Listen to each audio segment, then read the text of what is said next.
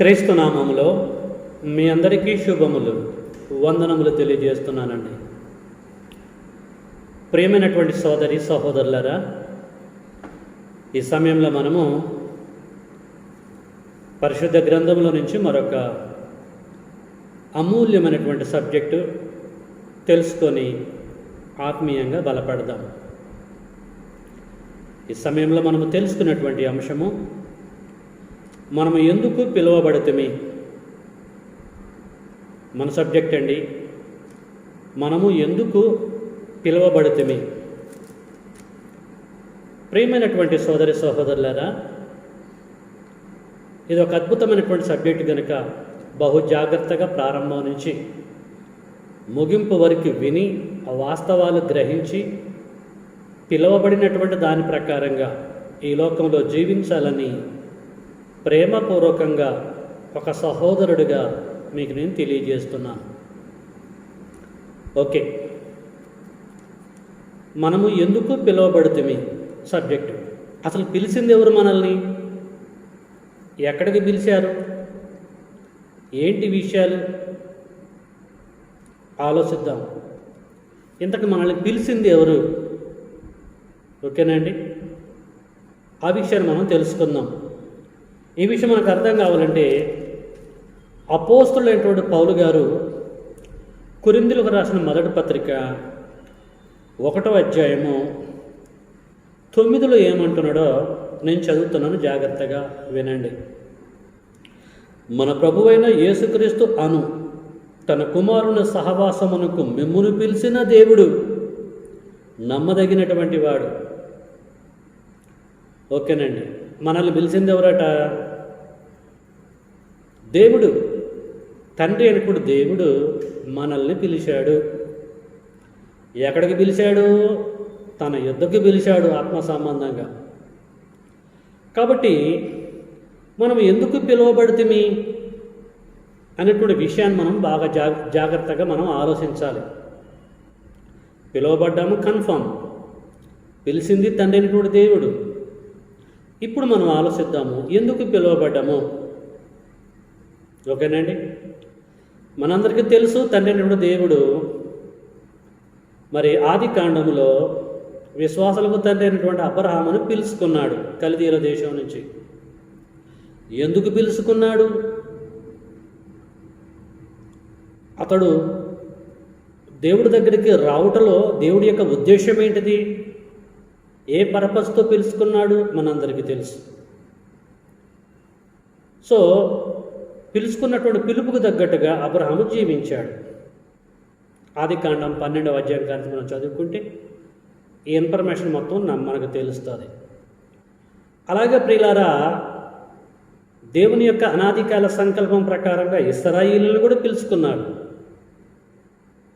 ఇశ్రాయేలులందరూ కూడా దేవుడి యొక్క పిలుపుకి లోబడి దేవుడి దగ్గరికి వచ్చారు ఆత్మ సంబంధంగా.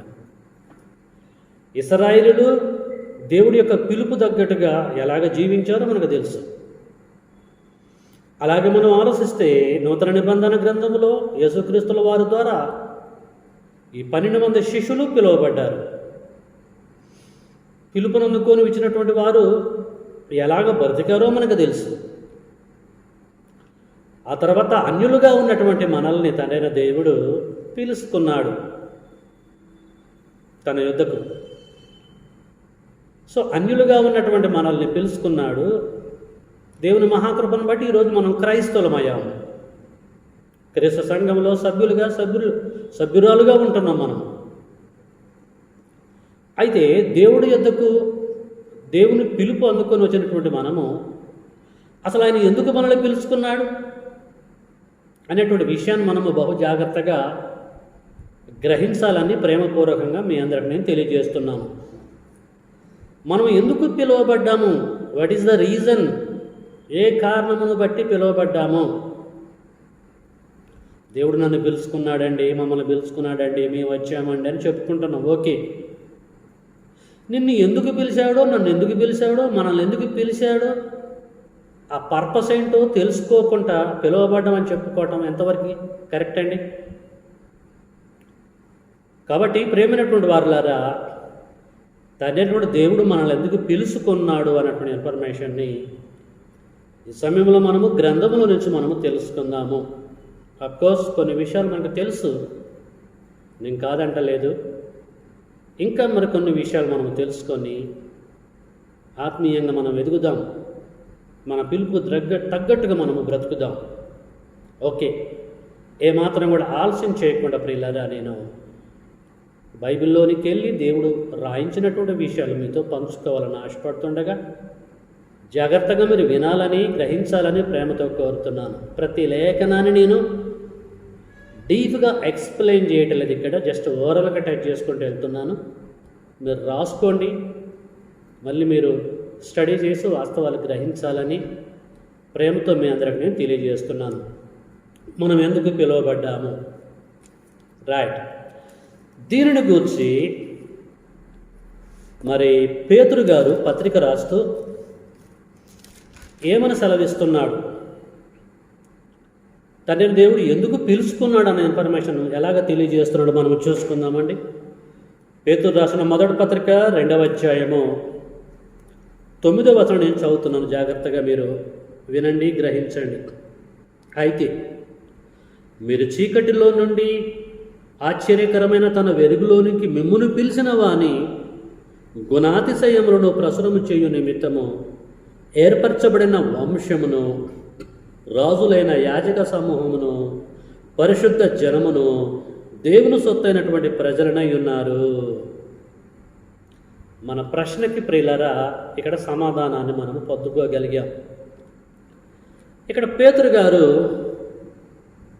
ఏమని సెలవిస్తున్నాడు, మొదటి శతాబ్దంలో ఉన్నటువంటి క్రైస్తవులకి ఏమని రాస్తున్నాడనంటే ఒక అద్భుతమైన విషయాన్ని తెలియజేస్తున్నాడు. మిమ్మును పిలిచిన వాని గుణాతిశయములను ప్రచురము చేయుట నిమిత్తము మీరు పిలువబడ్డారని చెప్పేసి అంటున్నాడు.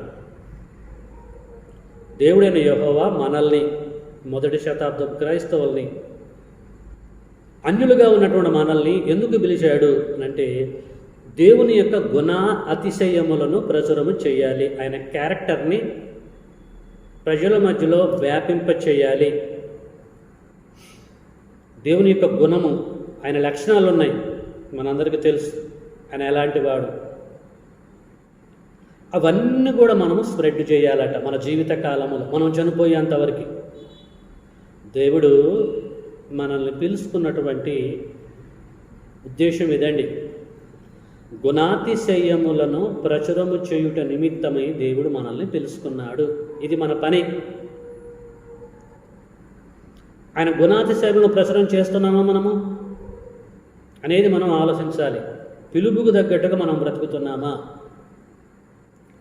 ప్రేమైనటువంటి వారులారా, ఎన్ని కూడా మీరు ఆలోచించాలని ప్రేమతో కోరుతున్నాను. ప్రతి క్రైస్తవుడు, క్రైస్తవరాలు, దేవుని సంకల్పానుసారంగా పిలువబడినటువంటి ప్రతి ఒక్కరు కూడా ఆయన దగ్గరికి వచ్చినప్పుడు ఆయన గుణాతిశయములను ప్రచురము చేయాలి. మనము చనిపోయేంతవరకు, యేసుక్రీస్తుల వారు వచ్చేంతవరకు ఈ పని మనము కలిగి ఉండాలి. ఇంకా మనం ఆలోచిద్దాము, మనం ఎందుకు పిలువబడ్డాము. దీనిని గురించి అపోస్తలుడైనటువంటి పౌలు గారు రోమాలో ఉన్నటువంటి సంఘమునకు పత్రిక రాస్తూ 1వ అధ్యాయము 1 నుంచి 7 వరకు అనేకమైనటువంటి విషయాలు తెలియజేశాడు. రోమపత్రిక 1వ అధ్యాయము 1 నుంచి 7 వరకు చదివితే అనేకమైన ఇన్ఫర్మేషన్ తెలియజేసి లాస్ట్లో ఏమంటున్నాడంటే యేసుక్రీస్తు వారుగా ఉండుటకు మీరు పిలువబడి ఉన్నారు అని అంటాడండి. యేసుక్రీస్తు వారుగా ఉండుటకు పిలువబడ్డారు మీరు.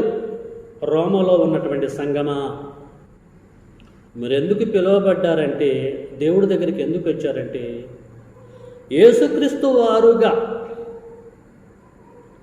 అపోల్లో వాడికి కానీ, పౌలు వాడికి కానీ, ఇంకొక మనుషుల వారికి కానీ, ఇంకొక వారుగా ఉండటం కోసం కాదట, యేసుక్రీస్తు వారుగా ఉండటకు. అంటే ప్రతి క్రైస్తవుడు ప్రియులారా యేసుక్రీస్తు వారు, క్రీస్తు యొక్క సంబంధులుగా ఉండాలన్నది దేవుని యొక్క ప్రణాళిక. అంధకార సంబంధమైనటువంటి చీకటి రాజ్యంలో నుంచి దేవుడు మనల్ని ఎందుకు పిలుచుకున్నాడంటే యేసుక్రీస్తు వారుగా మనం ఉండుట కొరకు, ఆయనతో కలిసి మనం ఉండుట కొరకు, ఆయన పక్షాన మనం ఉండుట కొరకు, ఆయన చెప్పిన మాటల ప్రకారంగా బ్రతుకుట కొరకు, ఆయన చెప్పిన మాటల ప్రకారంగా చేయుట కొరకు, ఆయన వారుగా ఉండుట కొరకు మనం పిలువబడ్డాము. ఈరోజు పిలువబడినటువంటి వారు క్రీస్తు వారుగా ఉండలేదండి.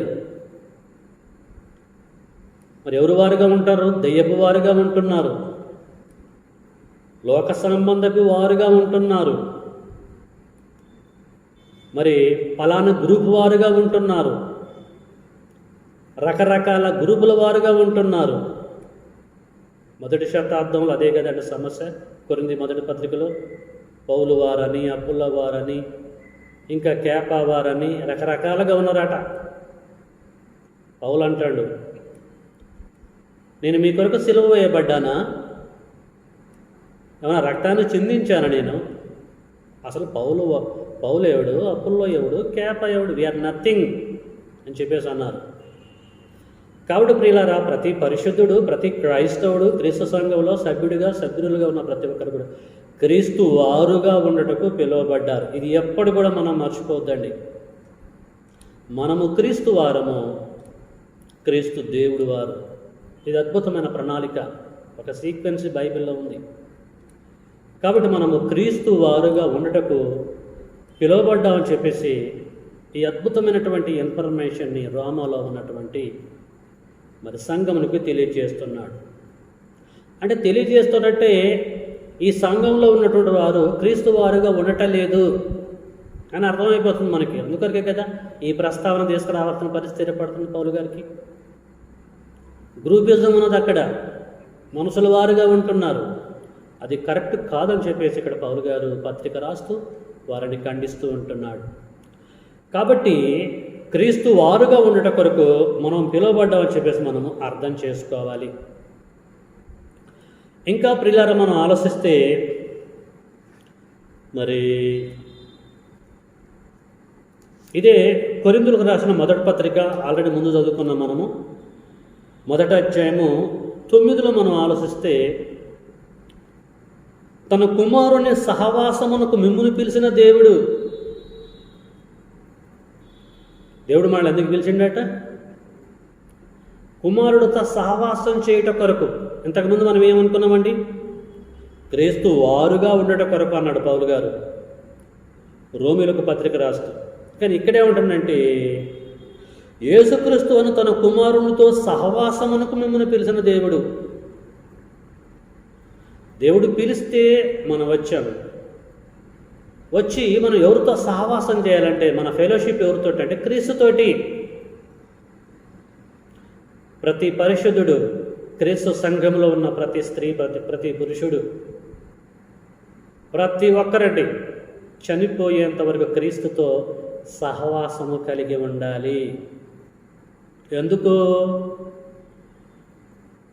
యేసుక్రీస్తుల వారు దేవుని యొక్క కుమారుడు.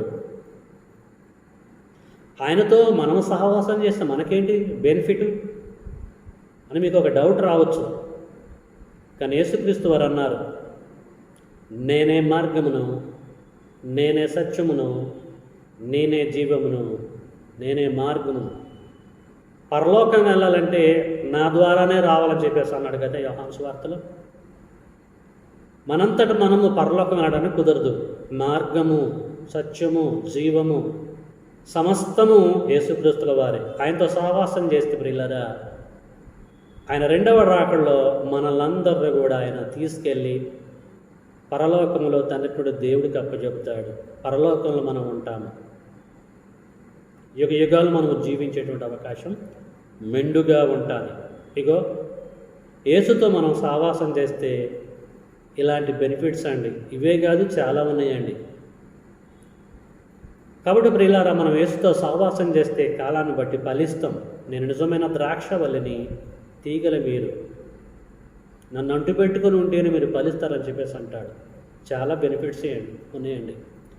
ఈ బెనిఫిట్స్ అన్నీ కూడా మనం పొందాలంటే ఎవరితో సహవాసం చేయాలా? యేసుక్రీస్తుల వారితోటే మనం సహవాసం చేయాలి.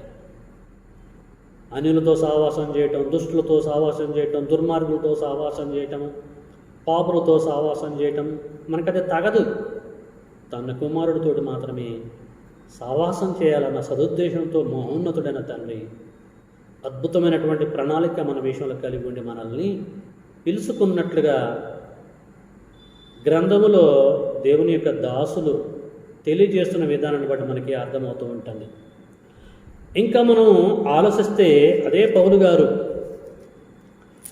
తెస్సలోనికకు పత్రిక రాస్తూ, తెస్సలోనికలో ఉన్న క్రీస్తు సంఘమునకు పత్రిక రాస్తూ, తెస్సలోనికి రాసిన మొదటి పత్రిక 4వ అధ్యాయము 7లో ఏమంటున్నాడో మనము చదువుకుందాం. మొదటి తెస్సలోనిక 4వ అధ్యాయము 7లో పౌలు గారు ఇలాగ తెలియజేస్తున్నాడు. పరిశుద్ధులగుటకే దేవుడు మనల్ని పిలిచిన గాని అపవిత్రులుగా ఉండటకు పిలవలేదు. దేవుడు ఎందుకు పిలిచినట్టండి? పరిశుద్ధులుగా ఉండటకే, అగుటకే, రెండొకటే భావం. పరిశుద్ధులగుటకే దేవుడు మనల్ని పిలిచెను గాని అపవిత్రులుగా ఉండటకు పిలవలేదు. దేవుని యొక్క పిలుపుని అందుకొని దేవుడి దగ్గరికి వచ్చినటువంటి మనము పరిశుద్ధులుగా ఉండట కొరకే వచ్చామండి. మన పాపాలు మొత్తం కడిగి వేసుకొని ప్రియులారా పరిశుద్ధులుగా ఉండటకే. ఎప్పటివరకు?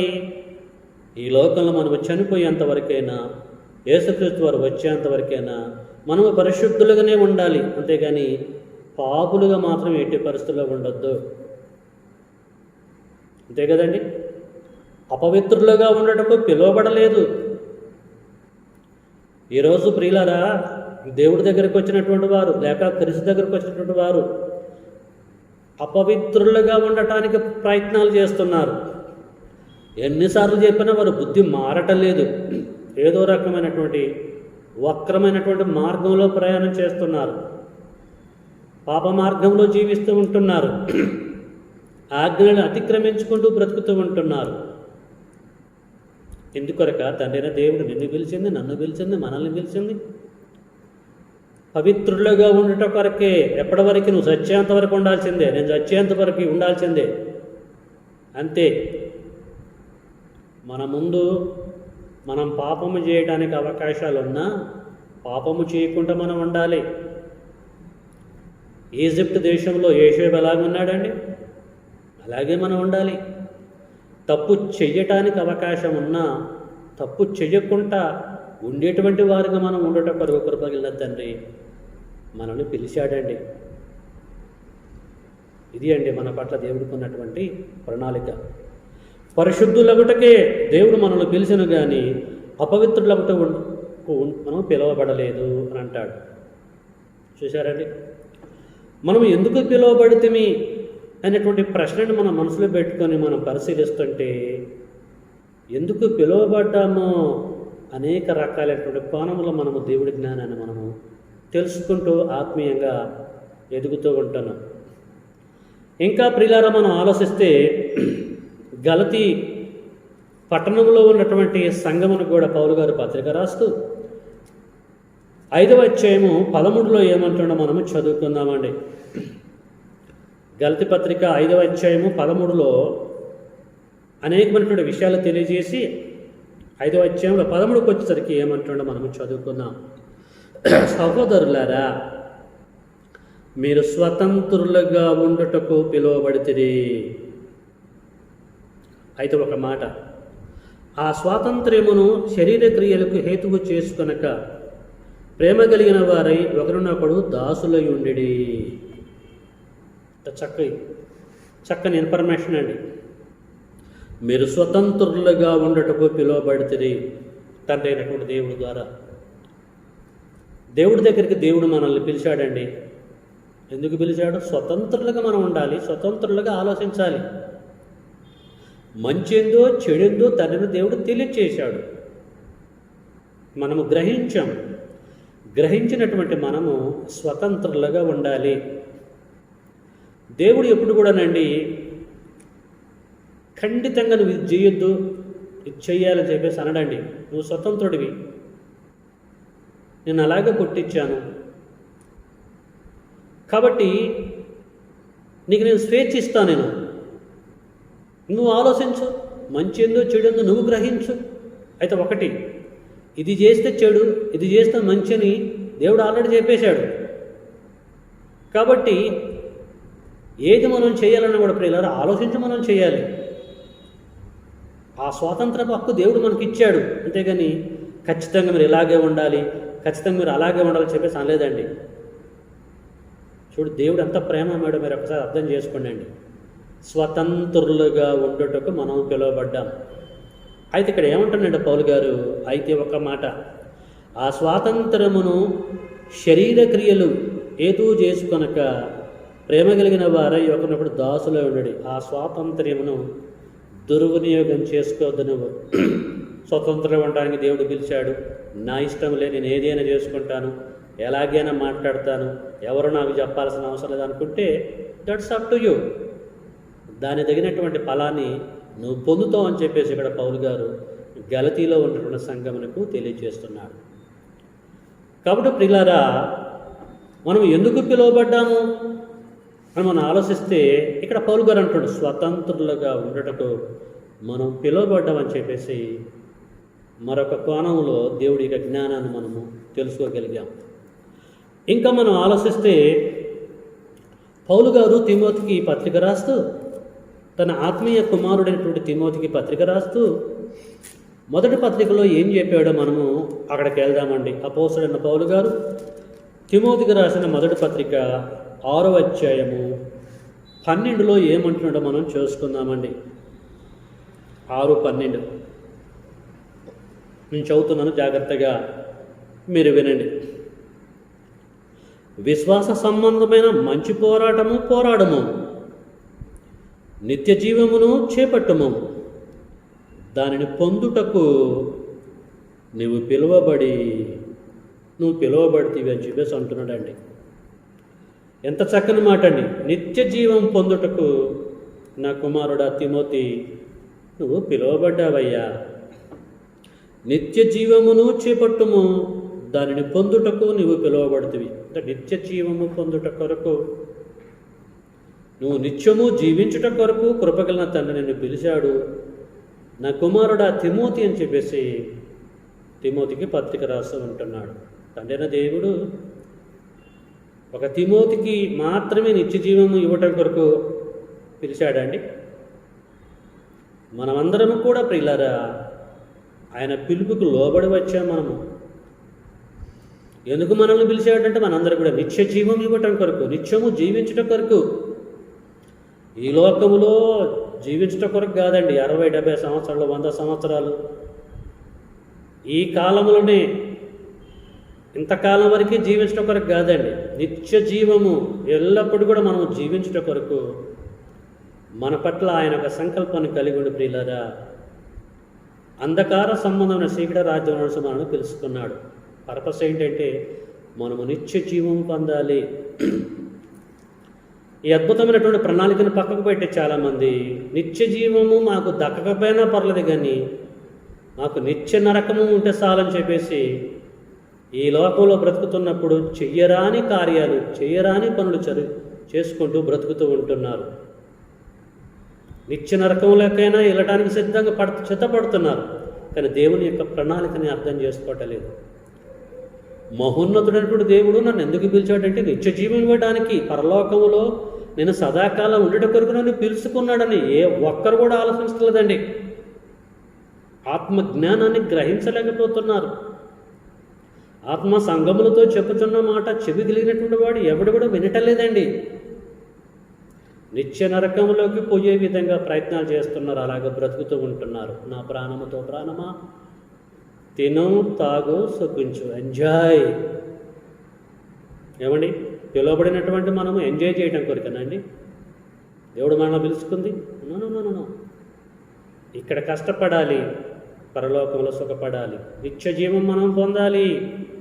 నిత్య నరకం కాదు. అక్కడికి వెళ్తే అగ్ని ఆరదు, పొరుగు చావదు. అక్కడికి వెళ్ళిపోకూడదు అన్న ఉద్దేశంతో మనల్ని రక్షించాలన్నటువంటి అద్భుతమైనటువంటి ప్రణాళికతో తండ్రైన దేవుడు మనల్ని పిలుచుకున్నాడని చెప్పేసి ప్రియులారా మనము గ్రహించాలి. మనం ఎందుకు పిలువబడ్డామో అనేకమైనటువంటి కోణాల్లో మనము గ్రంథాన్ని పరిశీలన చేస్తూ ఉంటున్నాం. ఇంకా మనం ఆలోచిస్తే ప్రియులారా, మరి ఎఫెసీయులకు రాసిన పత్రిక 4వ అధ్యాయము 4లో అపోస్తలుడైన పౌలు గారు ఎఫెసీలో ఉన్నటువంటి సంఘమును కూడా పత్రిక రాస్తూ 4వ అధ్యాయము 4లో ఏమంటున్నాడో జాగ్రత్తగా మనము చూసుకుందామండి. ఎఫెసీ పత్రిక 4వ అధ్యాయము 4వ వచనము, శరీరం ఒకటే, ఆత్మయు ఒక్కడే, ఆ ప్రకారమే మీ పిలుపు విషయమై ఒక్కటే నిరీక్షణ ఉన్నట్టుకు పిలువబడితిరి. ఏమంటాడండి?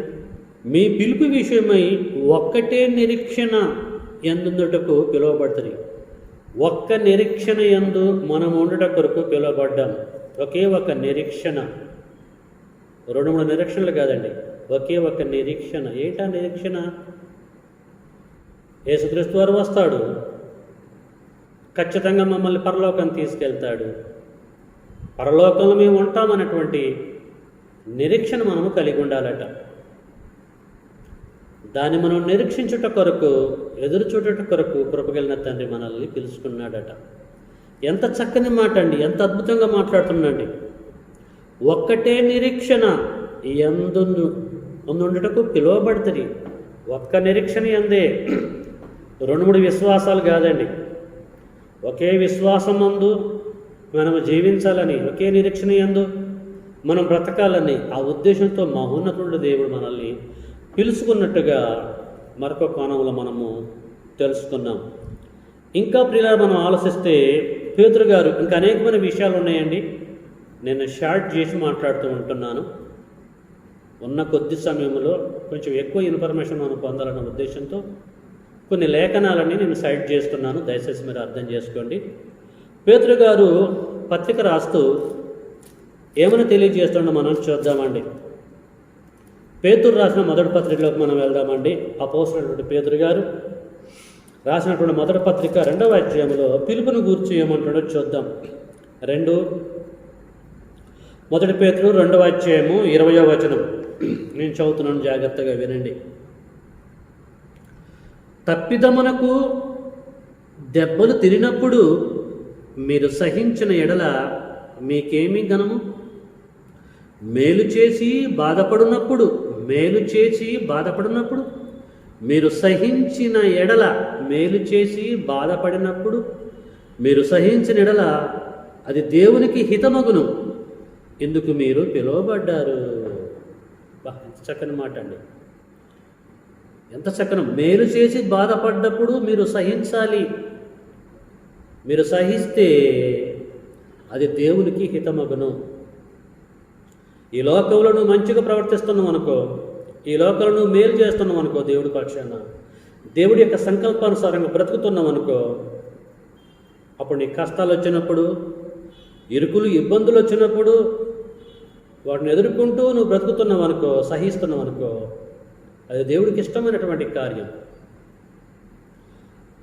సో ఇలాగ నువ్వు ఉండుట కొరకు, నువ్వు మేలు చేస్తున్నప్పుడు, దేవుని యొక్క సంకల్పానుసారంగా బ్రతుకుతున్నప్పుడు, నీకు కష్టాలు వచ్చినా కూడా నువ్వు ఎదుర్కొంటూ బ్రతుకుతున్నావు కదా.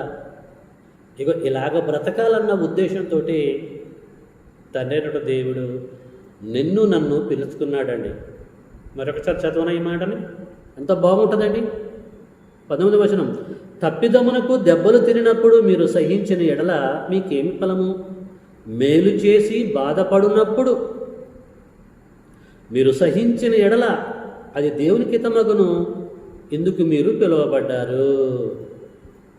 మేలు చేసి బాధపడ్డప్పుడు మీరేమి కృంగిపోవాల్సిన అవసరం లేదు, దానికి ప్రతిఫలాన్ని మీరు పొందుతారు. ఇది దేవుడి యొక్క మనస్సు, ఇది క్రీస్తు యొక్క మనస్సు.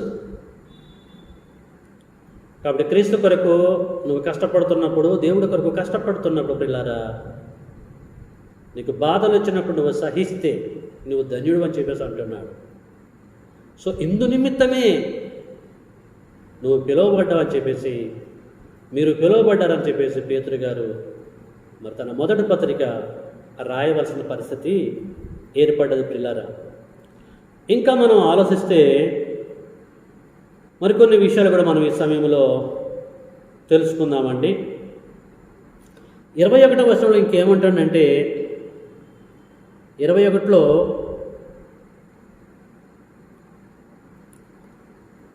మీరు తన అడుగుజాడల యందు, పేతురు రాసిన మొదటి పత్రిక 2వ అధ్యాయం 21లో, మీరు తన అడుగుజాడల యందు నడుచుకున్నట్లు మీకు మాదిరియుంచిపోయెను. మీరు తన అడుగు జాడల యందు, క్రీస్తు యొక్క అడుగు జాడల యందు మనము నడుచుకున్నట్లు, మనం నడుచుకోవాలన్న ఉద్దేశంతో తండ్రి దేవుడు మనల్ని పిలుచుకున్నాడు. మనం ఎందుకు పిలువబడ్డాము? క్రీస్తు యొక్క అడుగు జాడల యందు మనం నడుచుకోవాలి. క్రీస్తు ఈ లోకంలో ఎలాగ బ్రతికాడో అలాగ బ్రతకాలి. క్రీస్తు యొక్క మనస్సు మనము కలిగి ఉండటం కొరకు ప్రియులారా, కృపగలిగిన తండ్రి మనల్ని పిలుచుకున్నాడు అన్నట్టుగా మనకి అర్థమైపోతూ ఉంటుంది. చూశారండి, మనం ఎందుకు పిలువబడ్డాము తండ్రి దేవుడు ద్వారా అని బైబిల్ను ఓపెన్ చేసి మనం స్టడీ చేస్తూ ఉంటుంటే, పరిశీలన చేస్తూ ఉంటుంటే, అనేక రకాల పనుల నిమిత్తము మనం పిలువబడ్డాము అన్నట్టుగా తండ్రి దేవుడు తన సేవకుల ద్వారా తెలియజేస్తూ ఉంటున్నాడు. వన్ బై వన్ మనం పరిశీలన చేసుకుంటూ మనం ముందుకెళ్తూ ఉంటున్నాం. చాలా విషయాలు ఉన్నాయండి. కానీ ఈ సమయంలో చివరిగా ఒక లేఖనము మీకు తెలియజేసి ముగించడానికి ప్రయత్నం నేను చేస్తాను. ఎందుకు పిలువబడ్డామనేటువంటి సబ్జెక్టుకు సంబంధించిన చివరి లేఖనం. ఓకే, అపోస్తలుడు పౌలు గారు కొరింథీయులకు పత్రిక రాస్తూ మొదటి కొరింథీలో 7వ అధ్యాయంలో ఏమంటున్నాడో మనము చూసుకుందామండి. మొదటి కొరింథీ 7వ అధ్యాయము ప్రియులారా 15వ వచనంలో ఎంత చక్కగా మాట్లాడుతున్నాడో, తెలియజేస్తున్నాడో, సంఘానికి ఇన్ఫర్మేషన్ అందిస్తున్నాడో పౌలు గారు మనం చూసుకుందాం. 7:15 కొరింథీయులకు రాసిన మొదటి పత్రిక 7వ అధ్యాయము 15వ వచనం. అయితే అవిశ్వాసైనటువంటి వాడు ఎడబాసిన ఎడబాయవచ్చును, అట్టి సందర్భంలో సహోదరుడికైనను నిర్బంధం లేదు అని చెప్పేసి సమాధానముగా ఉండటకు దేవుడు మనల్ని పిలిచి ఉన్నాడు. దేవుని పిల్లలుగా పిలువబడుతున్న మనము దేవుడి యొద్దకు వచ్చినప్పుడు ఎలాగ ఉండాలంటే సమాధానముగా ఉండాలి. మనము అందరి ఎడల సమాధానముతో ఉండాలి. ఈర్ష్యలు ఉండటం కానీ, గొడవ పడటం కానీ, కక్షలు కలిగి ఉండటం కానీ, క్రోధాలు కలిగి ఉండటం కానీ, మత్సరాలు కలిగి ఉండటం కానీ ఏది కూడా కలిగి ఉండొద్దండి. సమాధానము కలిగి ఉండాలి, సమాధానముతో ఉండాలి. సమాధాన పరుసు వారు ధన్యులు, వారు దేవుని కుమారులు అనబడుతురు అంటాడు యేసుక్రీస్తు వారు. సమాధానముతో ఉండాలి, అంతేగాని గొడవలు పడొద్దండి. తిట్టుకోవద్దు, కొట్టుకోవద్దు, దూషించుకోవద్దు. దేవుని పిల్లలకి తగినవి కావండి. మన శత్రువులు ఎవరున్నా సరే, ఎంత తిట్టినా ఏది మాట్లాడినా సమాధానంగానే మనం ఉండాలి. ప్రేమన సోదరి సహోదరులారా, ఇవన్నీ కూడా గ్రహించాలని ప్రేమపూర్వకంగా మీకు నేను తెలియజేస్తూ ఉంటున్నాను. ఓకేనండి, మరొకసారి మాట చదువుతానండి, ముగిస్తానేమో. 7వ అధ్యాయము 15వ వచనము. సమాధానముగా ఉండటకు దేవుడు మనల్ని పిలిచి ఉన్నాడు. సమాధానముగా ఉండటకు దేవుడు మనల్ని పిలిచి ఉన్నాడని చెప్పేసి గట్టిగా నొక్కి అక్కడ తెలియజేస్తూ ఉంటున్నాడు. ఓకేనండి, ఇప్పటివరకు చాలా విషయాలు మనము తెలుసుకున్నామండి. దేనికి సంబంధించిందంటే మనము ఎందుకు పిలువబడ్డాము అనేటువంటి సబ్జెక్టుకు సంబంధించిన విషయాలు, అనేకమైనటువంటి విషయాలు మనం తెలుసుకున్నాం. పిలువబడటానికి రీజన్స్ ఇంకా చాలా ఉన్నాయండి. సమయం లేదు కనుక ఇంతటితో నేను ముగించడానికి ప్రయత్నం చేస్తున్నాను. కాబట్టి ప్రియులారా, ఎందుకు పిలువబడ్డామో మనం తెలుసుకున్నాం, ఆ పర్పస్ ఏంటో. మరి పిలువబడినటువంటి మనము పిలుపుకు తగినట్టుగా బ్రతుకుతున్నామా? ఇది అండి మన ప్రశ్న. ఇలాగ మనం ఉండాలన్న ఉద్దేశంతో దేవుడు మనల్ని పిలుచుకున్నాడు. ఆయన పిలుపుకు తగ్గట్టుగా ఈ లోకంలో మనం బ్రతుకుతున్నామా? మన హృదయాల మీద మనం చేతులు పెట్టుకుని ఒకసారి ఆలోచిద్దాము. ఈ లక్షణాలన్నీ కూడా మనలో ఉన్నాయా అనేది మనం ఆలోచించాలి. ఉంటే చాలా సంతోషం అండి, హ్యాపీ. ఇవన్నీ ఉంటే చాలా సంతోషం, దేవుడు హ్యాపీ అవుతాడు, మనకు కూడా ప్రాబ్లం ఉండదు. మరి ఇవి లేకుండా దేవుడి దగ్గర ఉన్నటువంటి మనము దేవుడి ద్వారా పిలువబడ్డామని చెప్పేసి అనుటలో ఎంతవరకు కరెక్టు? దేవుడు మమ్మల్ని పిలుచుకున్నాడు, మేము పిలువబడినటువంటి వారము అని చెప్పుకుంటూ పిలువబడినటువంటి రీతిలో జీవించకపోతే వాట్ ఈస్ ద యూజ్ పిలువబడుటలో? ప్రేమైన వారులారా, ఒకసారి మీరు ఆలోచించాలని ప్రేమతో కోరుతున్నాను. ఇది నేను కూడా ఆలోచించాలి, మీరు ఆలోచించాలి, మనం అందరం కూడా ఆలోచించాలి. అందుకొరకే యాకోబు గారు అంటాడు పత్రిక రాస్తూ, మీరు వినువారు మాత్రమే ఉండి మిమ్మల్ని మీరు మోసపుచ్చుకొనకుండా విన్నదాని ప్రకారంగా ప్రవర్తించాలని చెప్పేసి అంటాడు. తెలుసుకున్న దాని ప్రకారంగా ప్రవర్తించాలంటాడు. దేవుడు మనల్ని ఎందుకు పిలుచుకున్నాడో తేట తెల్లమైంది, క్లియర్ అయిపోయింది. గ్రంథాన్ని బట్టి మనం తెలుసుకున్నాం. మరి తెలుసుకున్నటువంటి మనం అలాగ బ్రతకాలా వద్దా అండి?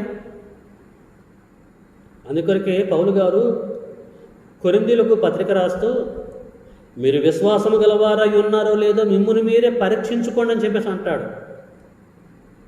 అంటే ఈ సబ్జెక్టు తగ్గట్టుగా మనం ఏం ఆలోచించాలంటే, పిలుపుకు తగ్గట్టుగా మనం బ్రతుకుతున్నామా బ్రతకడం పరీక్షించుకోవాలన్నట. ప్రియులారా, పిలుపుకు తగ్గట్టుగా మనము బ్రతకకపోతే మన పరిస్థితి ఏందండి? ఒకసారి ఆలోచించుకుందాం.